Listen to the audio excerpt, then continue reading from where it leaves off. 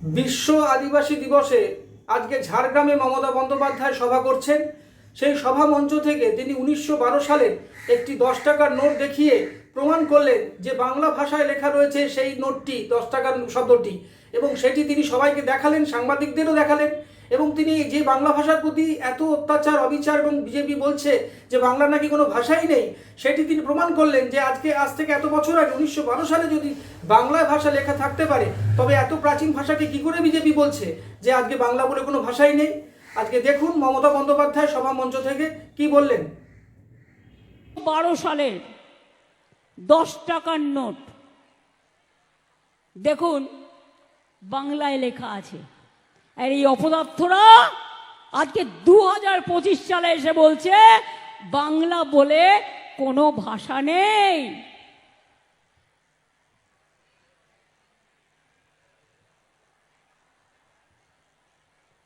আরে দাও,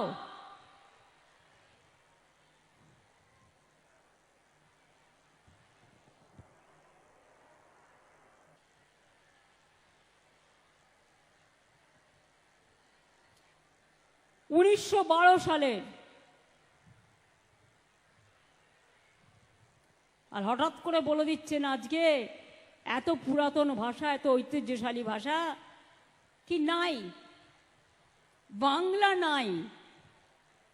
এখানে কিন্তু হিন্দি ছিল না, হিন্দি থাকুক আমার আপত্তি নেই, কিন্তু দেখুন 10 টাকা বাংলায়। আসুন একজন সাংবাদিক আমার কাছে জাস্ট দেখার জন্য, প্লিজ। এটা ভাববেন না আমি কোনো বাজে কথা বলছি।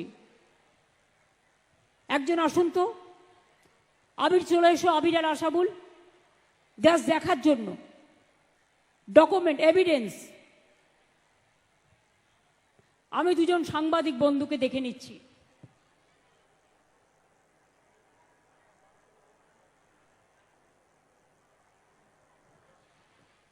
কেন ডেকে নিচ্ছি বলুন তো? প্রমাণ দেওয়ার জন্য। এখন তো আমাদের নতুন করে প্রমাণ দিতে হচ্ছে না আমি ভারতীয় কিনা, আমি বাংলায় বাস করি কিনা।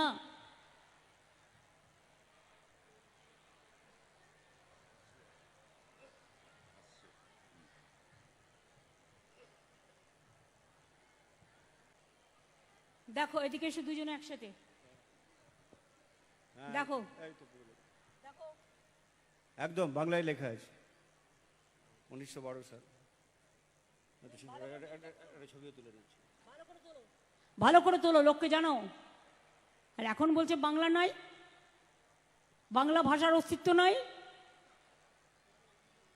এরা কারা?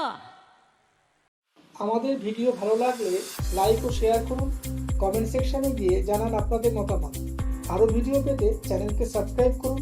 প্রতি মুহূর্তে খবরের আপডেট পেতে প্রেস করুন বেল আইকন।